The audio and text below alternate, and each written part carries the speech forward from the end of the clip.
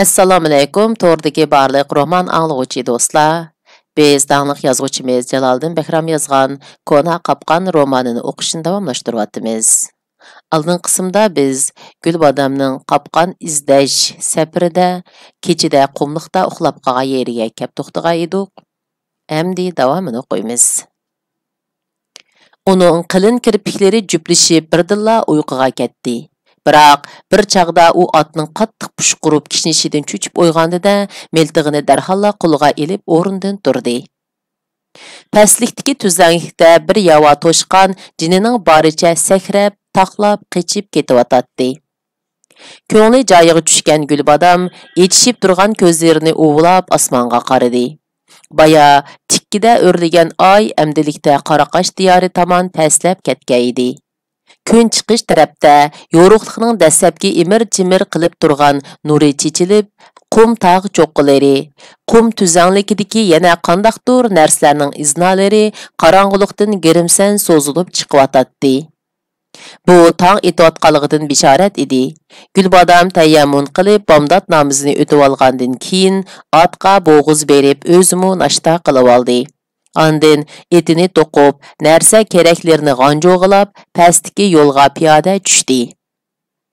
At, eshak, to'ygilarning mayoqlari chechilib yotgan yo'l jimjit holda texi qorong'ulik ko'tarilmagan ufuq osmon go'mizida g'oyib bo'lgan edi.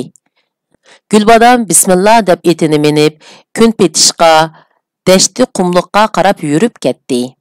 U o'zi at ustida ketib borg'ini bilan ko'ngli qapqonni o'g'irlagan qora ko'ngil odamda edi. Uni qandoq tepish, nadan izlash, kimlardan so'rash to'limi tasga to'xtatdi. Yoki u odamni tanimasa, bilmasa, adnosi qorimi, oqmi, soqqolliqmi, nakusimi, egizmi, pokarmi?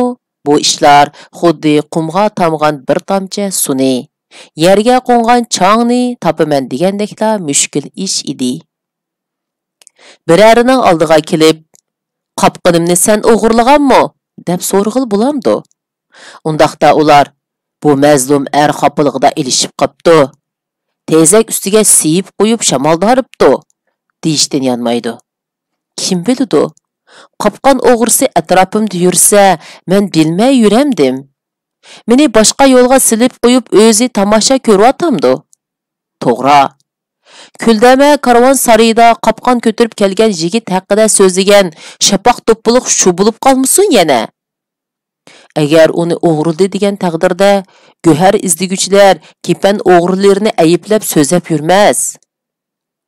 Ajab tas bo'ldi-ku. Zodi qanday qilish kerak? Yo'q, Xudo osoyishlik yo'l berdi. Qismat uncha tishlarini ko'rsatib, heliqi o'g'rini oldimga akilib beramdi o'taxi. Oh Xudo, karomatini ko'rsat. Quyosh tik ko'tarilib, cho'l jazirini illitdi. Qashqa yulduz siliq yo'rg'alab ketyotdi. Qum barxallari, egiz cho'qchaygan do'ngliklar oxirlashib, amdilikda qurut qo'ng'iz, kasanchuk, patmuchuqlar, guldor izlarini silib o'rkash qumliq edirlar. Pas qo'llar ayon bo'ldi. Gulbodam ochalg'a duch kelib qilib, etining tizginini serdi. Bu qo'shmoq yo'l bir-biriga shuncha yaqin turg'ini bilan ishkirlab mongan sari yiroqlashib ketadi. Sol tarafdagi yo'l qirlarida pakar shalang yo'lg'inlar, chakanda, yantaq tikanlar o'sgan bo'lib, o'ng tarafdagi giyohsiz tuzlanglik edi. Gulbodam qaysi tarafga mengishni bilmay turadi. Tuzlanglik yo'lning yiroq bir tarafida qora ko'rim bir otliq ko'rindi. U yiqilgan sel uning qapqara to'riq ot mingan yigit ekanligi ayon bo'ldi. U qizg'uch tashqal rang qalta to'ni ustidan Uyg'ur erlari to'y, mashrab, hit ayamlarda bog'laydigan to'q qizil, g'alvir ko'zlaridagi shalang sayla bog'lab olgan bo'lib, saylining ikki uchidagi cho'chilari shamolda yenik tavrinib turadi. Gulbodam uning oftobda ko'ygan qarmutuq chasa yuziga, qapqara to'm qoshlariga, alohida ko'zga chiliqib turgan qang'sharliq burniga, eg'ir nazarda boqadigan cho'ng-cho'ng ko'zlariga qaradi-yu, darhol yerga qarab oldi.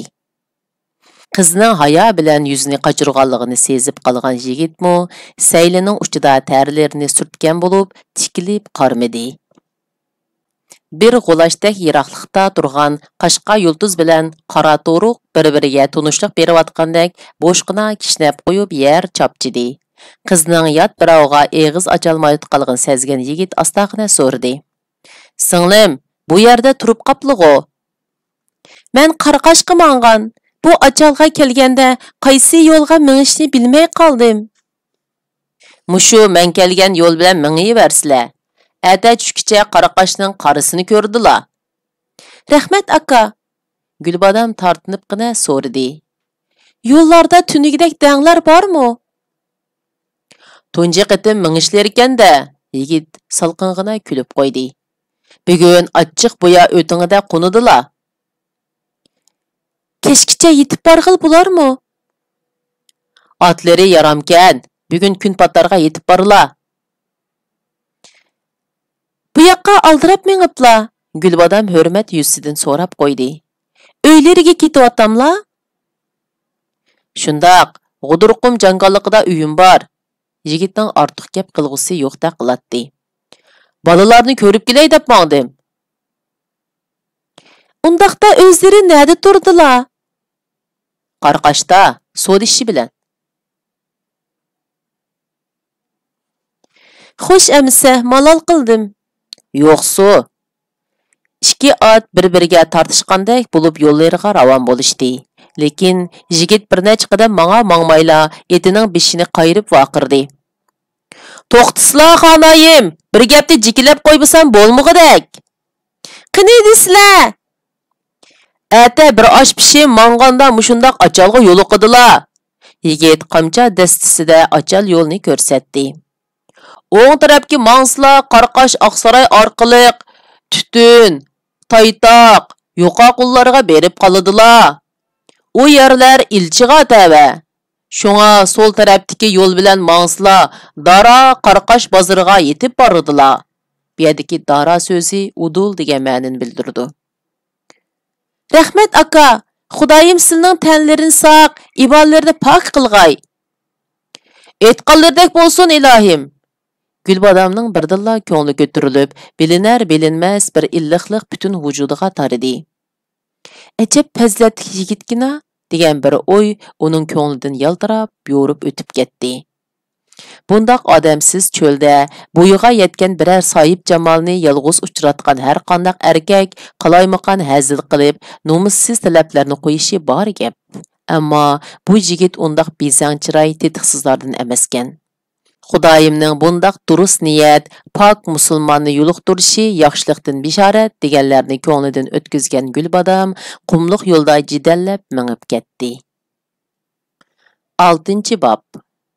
Karnik mollarining inoyat axunni "Seni turmaga tashlatqizmay o'z qo'lim bilan etivassam-chu" deyishi sababsiz emas edi. Go'har izdiguvchilar to'nini kiyilib, ota-bovalarining qabrlarini araqdan-paraqdan qilayotgan bir sayoqning aql-farosat bilan qilgan hiyla-mekri g'arb dunyosidagi olimlarni tavritib, bir qancha yil ahmaq qilgan edi. Karnik mollar shularning ichidagi biri edi. Bu numusliq jarohat uning yuragiga mangulik o'rnab ketdi.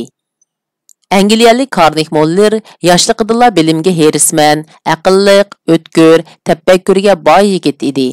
U Oxford universitetida 3 yil, Yinglun muzeyida yana bir qancha yil klassik asarlarni, sharq arxeologiyasini va sharq tilshunosligini o'rgandi. Ammo Xitoy tilini o'rganmadi. Bu uning tilshunoslik xazinasidagi intayin cho'ng bo'shliq bo'lib, keyingi olamshumul ishlari yo'lida to'salg'ularga uchrab, xeyla og'ir ziyon tortdi. Sharqdagi millatlarning tilini o'rgangan mollarni sharq arxeologiyasi o'ziga maftun qilib oldi. U arxeologiyaga oid cho'ng-cho'ng dasturlarni ko'rgan sari uning ko'z oldida bepoyon qumliq ostidagi qadimgi boyliqlar, asora atiqalar, zibu zinnat go'harlar ayon bo'ladi. Mollarga shon shuhrat, olimlik unvon, hisobsiz boylik ko'z qisib turgan bu dasht qumliq taklimakon edi. Şuna nələrgidir baş elib səpər qilish, qandaqdır sırlıq bayavallarda baylıq izləş, onun birdən bir oy xiyali bulub qaldı. Bir kuni u yaqin birodari, ham söhbət do'sti Kinaton bayisini izlab berib, ulug'vor planlarini so'zlab uni qiziqtirib qo'ydi. Chunki umu advokatlik kasbidan seskinib qolgan bo'lib, jidal majra, ijtimoiy, iqtisodiy da'vo dasturlar uni bizor qilib atgan edi. Buningga nurg'un pul bo'lish kerak, dedi Kinaton sal ishkilinib. Quruq qo'l ekspeditsiya qilg'ili bo'lmas. Buning amalini qilib qo'ydim. Mollarning ishonchisi barda qiladi. Biz avval asari atiqlarni qutqizuv sepiga qatilib boylik to'playmiz. Ko'zimiz ichilib, tajribaga ega bo'lgandan keyin mustaqil harakat boshlaymiz. Bo'ladi, undaqda qaydinim Henrini ilib olayli. Umu bekorchiqda zerikib ketdi. U texi usta fotograf mutaxassisi. Məmmo Kevinis Billi isimlik 35 yoshlardagi o'lchash, xaritaga elish mohiridan birini tepib qo'ydim. Ular bir yiroqqa yurish qilish qo'shiniga agishib, Hindistonning g'arbiy shimolidagi chegara joylarda zo'r miqdordagi qadimgi buyum, oltin asbob, go'harlarni o'g'irlash harakatiga qatnashdi. Nurg'un boyliqqa erishgan Moller, Kevinis, Kinaton, Henrilar yana ashu asari atiqlarni qutqizuv sepiga qaytilib, birinchi qatim taklimakonga yurish qildi. Lekin u do'sti Kinatonga maxfiy sirini aytib, bir kechasi chidirdan g'ipta chiqib to'gisiga mingancha qochib ketdi. Moller Xotan diyoriga yetib kelib, Inoyat Axunni izladi. Chunki u Angliyada sharqshunoslik arxeologiyasini tadqiq qilayotganda, uning ustozi Lawrence Qashqardagi Angliya bosh konsuli Makartini avatgan notunish yoziqdagi qo'lyozma va qilin kitoblarni tadqiq qilayotdi. Buni ko'rgan Karnik Mollerning ichiga o't tutashdi. Lawrence'ning deyishicha, Inoyat Axun degan odamning bu qadimgi qimmatli kitoblarni Xotanning shimolidagi Gomiga yaqin bir qumliqdan qezib olib, Qashqardagi Charvasiya konsuli Petrovskiy, Angliya bosh konsuli Makartinalarga sotgan ekan. Lawrence va sharqshunos olimlar bir qancha yil tadqiq qilib, bu qo'l yozma ham kitoblardagi notunish yoziqning qaysi davrga, qaysi til sistemasiga taalluq ekanligini aniqlab chiqolmadi. Ular bilolmagan seri shuncha taqozolik bilan ilmiy muhokama anjumanlarini uyushtirgan bo'lsa-mu, olimlar chak bosqudek ilmiy xulosalarni o'tiriga qo'ya olmadi. Shundaqdimi, doktor Lawrence yozgan bir qancha ilmiy maqola va dokladlarda Inoyat Axundan setib olgan 45 kitob nihoyatda yuqori pallaga ko'tarilib sharhlangan edi.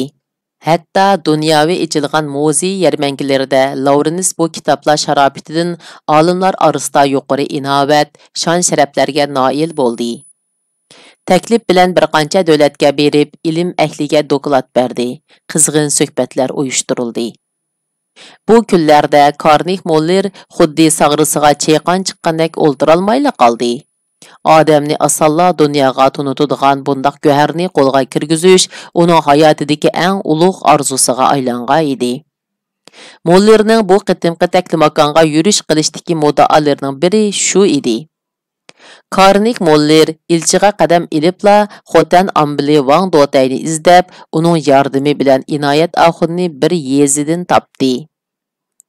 Qara ham yadongo, ingak yuzlarini soqol burut basqan 45-46 yoshlardagi Inoyat Axun uni uyiga boshlab kirib, bir oyoqqa jigda sharbati quyib berdi. Moller qapoqda muzdek turgan sharbatni huzurinib ishkach, o'zining nima vajidan kelganligini so'zlashga boshladi. Beshini silib bir haza o'ltirib ketgan Inoyat Axun pusuqday kulib qo'yib, "U kitobdan menda hozir 2 sili qoldi. Qolganlarini Qashqardagi konsulxonalariga setib etgan", dedi. "Ilib chiqqan bo'lsa, ko'rib boqqan bo'lsam." Inoyat Axun ichkirki uyga kirib ketib, qilin quturma qog'ozda muqovlangan 2 cho'ng kitobni ko'tarib chiqdi. Moller ko'zlarini chekchaytib kitobni varaqlab ko'rdi. Rost, bu doktor Lawrence'ning qo'lidagi kitobning o'zi edi. "Buni menga setib beramla?" "Bahosiga yetsa albatta sotaman." Bu kitaplar tepilgan o'rin balkim biror podshohlikning kutubxonasi bo'lishi mumkin. Cho'qim buningdimi boshqa kitob va madaniyat yodgorliklari cho'nqur qum ostida, deb o'ylagan Muller ikkilanmayla. Albatta bahosiga yetib olaman, biroq mening bir shartim bor, dedi. Qani desizlar. Mushu kitoblar tepilgan yerga meni boshlab bordilar. Inoyat Axun engikini qamallab uzun o'ltirib ketdi. Uning chiroyidan bu ishni xo'p ko'rmayotganligi bilinib turadi. Bu zangi ochko'zlik qilib o'zla egalib olmoqchi degan o'y ko'nglidan lip qilib o'tgan Muller keyingi oqibatlarni tushuntirib besim ishlatdi. Sizlarning bundaq zo'r qumliqni ichishga qurbilari yetmaydi. Ojizlik qiladilar. Men bo'lsam 30-40 emgakchi salaman. Ammo sizlarni pulga ko'mib etaman. Bu yurt atlab kitob setib yurganlaridan ko'p yaxshi emasmi? Mana hozircha buni olsizlar. Muller kichikroq bir tera xaltadan jiranglab turgan kumush tangini uzatdi. Ikki kitobni o'zi o'ylaganidimi ko'p pulga sotgan Inoyat Axun kulib qo'yib mundaq dedi. Boshlab borsam boray, ammo bir necha kun ruxsat qilsizlar. Men uydagilarni o'rinlashtirib qo'ymasam bo'lmas. Albatta shundoq bo'ldi-da, menmo tayyorlik qilishim kerak. Muller 3 kundan keyin kelib qattiq umidsizlik ichida qaytdi. Inoyat Axunning uydagilar Qashqarda bir tuqunimiz qazo qilibdi ekan. Bizning musulmon o'lishkun uloq bilan yo'lga chiqib ketdi, deb gapni uzatdi. Amalsiz qolgan Muller ikki kitobni xurjunga soldi-da, to'ygisiga minib, asara atiqlarni qo'g'dash atirtini istab yo'lga chiqdi. U kelgicha eng yaqin yo'llarning xaritasini sizib olg'ashqa 4-kuni ularni topdi. Kinaton Boyiz, Kivinis, Henrilar uni xuddi oxiratdan qaytib kelgandek qarshi elishdi.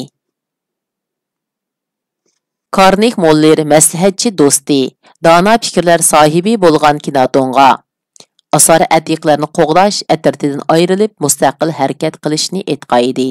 Umu darhol qo'lladi. Chunki boshqalarning qo'lidagi nonga tamoq qilib o'tishmi har keladigan ish edi. Ular birlikda Hindistonga qaytmoqchi edik degashga, asari atiqlarni qo'g'dash atirtining atamani ularning har biriga 2 dan oltin qushqoch berib rozi qildi. Ular arasida biror tajribalik yo'l boshlag'uchi yoki yerlik odamlardan bo'lmag'ashqa, oldiga uchirgan xarobilik, ko'na qal'a iznolari, qumdan orallar ko'rinib turgan tom sepillar atrofini qezib, Budda nomlari, Sakya Mununning oltin yaltitilgan buti, sapal qachilar, gilam parchalari, me'morchilik nafis buyumlari, kichikroq ko'zga to'ldirilgan oltin kumush qatorliq boyliqlarni tepib, uni 22 sanduqqa qachilab, dandan o'ylik xarobilikka yurib ketdi. Ular 13 kun jafoliq safar azobi tortqanga tushliq, ko'ngil xo'sh bo'lg'idek natijaga erishalmadi. Otbeshi mahallasidan yalib olgan 30 odamning uzoq turalishi mumkin emas edi. Shunga ular darhol ishga kirishib ketdi.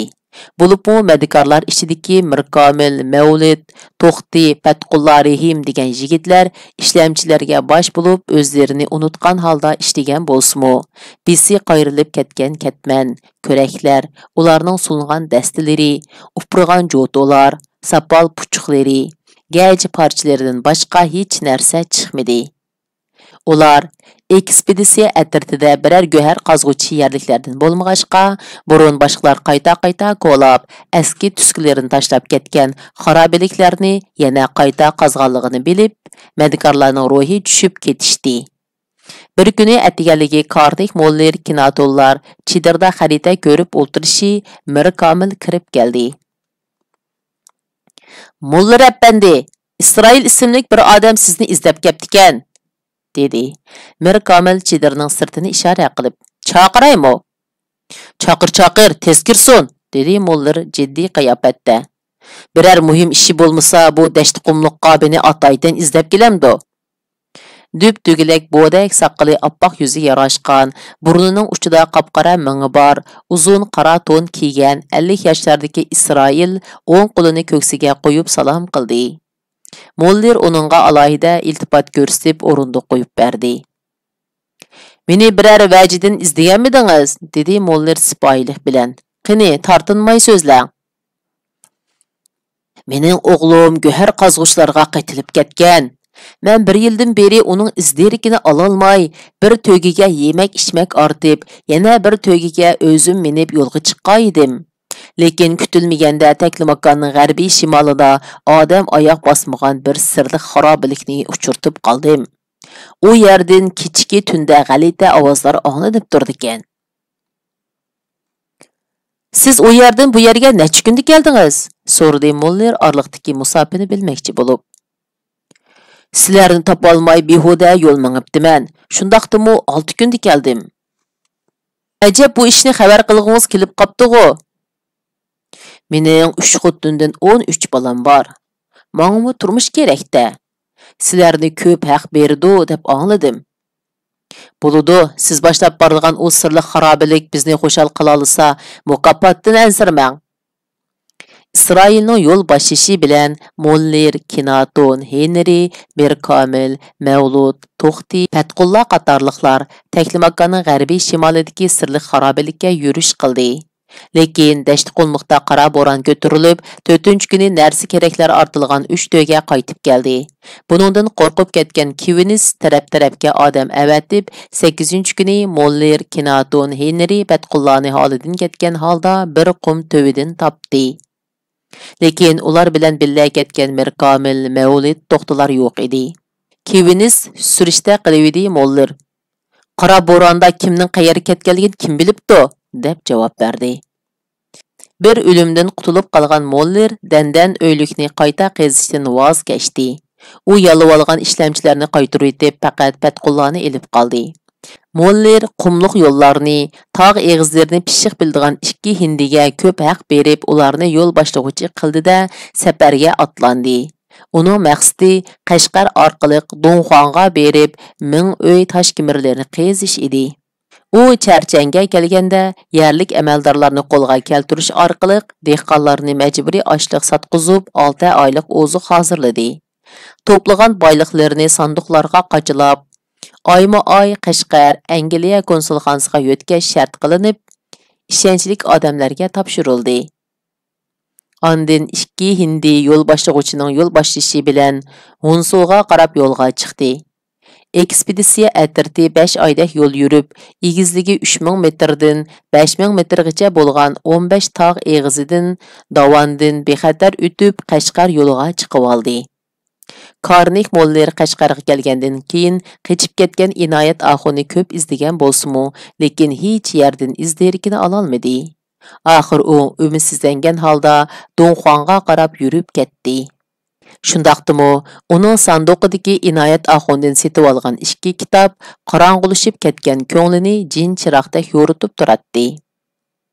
Biz Mullerning Donxongdagi mislsiz bulang-talang, eg'ir buzg'unchiliklarini, bu haqda Jungo va chet el olimlarining ichinish, g'azab bilan nima deganliklarini keyingi boblardagi Muller ham Kinatollarning suhbatlaridan bilib olaylik.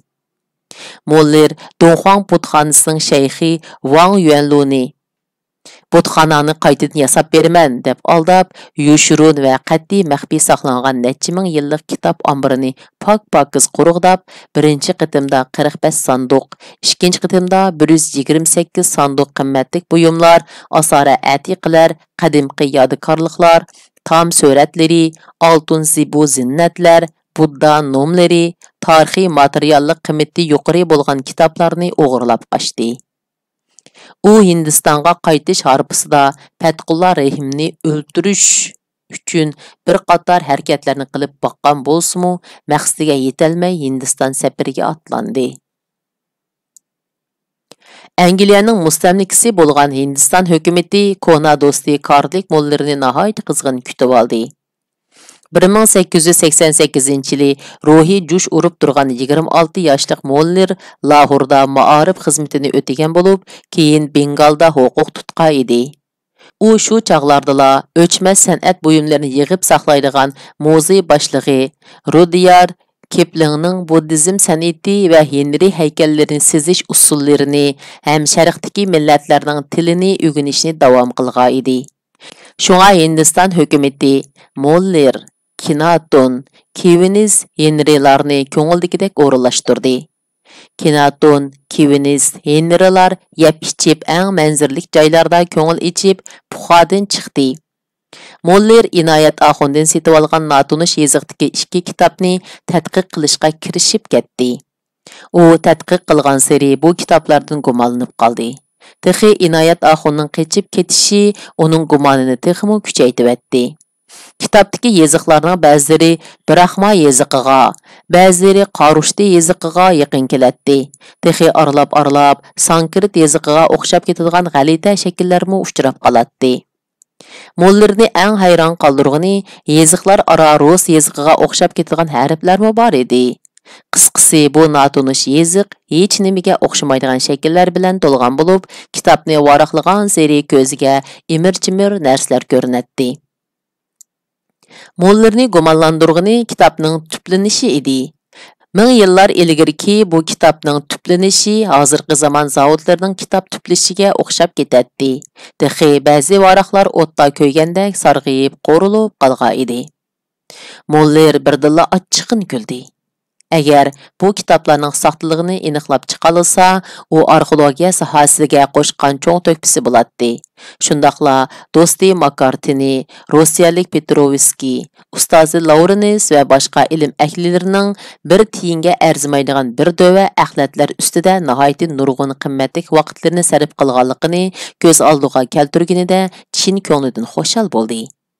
Chunki Inoyat Axun Jungo doiralarining qonuniy jazosiga uchirsa, aldangan, rasvo bo'lgan ilm ahllari orasida birdilla nom chiqaradi. Atlanish kerak. Moller ichidan portlab ketgan xushalliq ilkida alqonlarini ish qildi. Bu qatim 2 paxtakni bir chalmada so'qmasam, zodi puxadan chiqmayman. Uxlasimo safar qilish, qadimgi qimmatli boyliqlarni qazishni tushaydigan Moller ekspeditsiya qilish ham Inoyat Axunning adabini berishdan iborat bu qora niyatni ko'ngliga pukib, Hindiston hukumatiga qoyil qilish kuchiga ega bir parcha iltimos sundi. Uning asosiy mazmuni mundaq sahiflar bilan sharhlangan edi. Hammaga ayon bo'lgan tarixiy xotirlardan qaraganda, hozirgi Xotanning tavasi qadimgi buddizm madaniyatining markazi bo'lib ekan. Noiti ro'shanki, bu xil madaniyat Hindistondan kelgan hamda Hindistoncha aloyliklarga ega. U yerdagi go'har o'g'lug'uchilar o'ynashgandek izlash jarayonida shunchalar ko'p boyliqlarni tepib chiqdi. Undaqda agar biror Yevropalik arxeolog Ipak yo'lida sistemlik izninish ilib boradiganlar bo'lsa, muhim ahamiyatga ega qadimgi zamon madaniyat yodgorliklarini cho'qim tepib chiqalaydi. Mollerning ekspeditsiya plani doktor Laurenisning qizg'in qo'llashiga erishdi. U Kalkuttaning huquqdorlar kollegiyasi ichida nopuzliq arbob edi. Laurenis bu qitimqi tavakkulchilikni qo'llaydiganligini bildirib, Angliyadan bir parcha maktub avatdi. Uningda Jungo Turkistonining bu atalg'iga avtor mundaq izohat beribdi.